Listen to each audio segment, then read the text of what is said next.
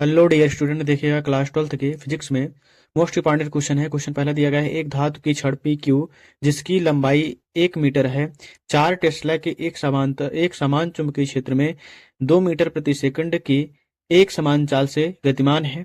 एक 10 माइक्रोफैरड धारिता के संधारित्र को चित्रानुसार जोड़ा गया है। चुंबकीय क्षेत्र कागज के तल के लंबवत नीचे की ओर दिष्ट है, ज्ञात कीजिए।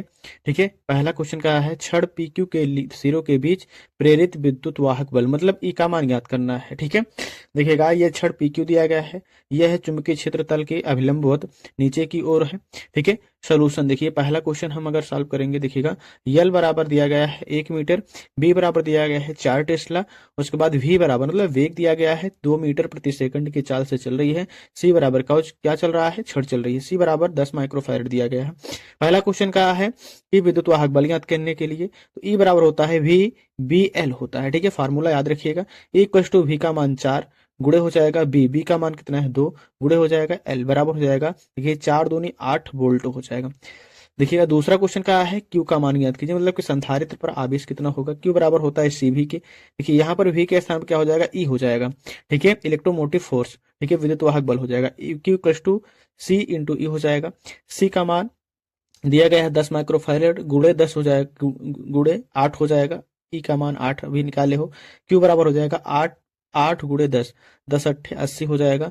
क्यू बराबर 80 माइक्रोफैरड हो जाएगा, ये हो जाएगा राइट आंसर इसका पहले का। दूसरा देखिएगा, 1 मीटर लंबी धातु की छड़ उसके एक सिरे से जाने वाले अभिलंबवत अक्ष के परितः 400 रेडियन प्रति सेकंड की कोणीय आवृत्ति से घूर्णन कर रही है। छड़ का दूसरा सिरा एक धातु के वलय से संपर्कित है।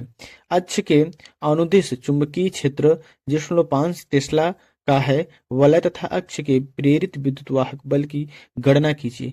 देखिए यल का मान दिया गया है कितना, 1 मीटर है।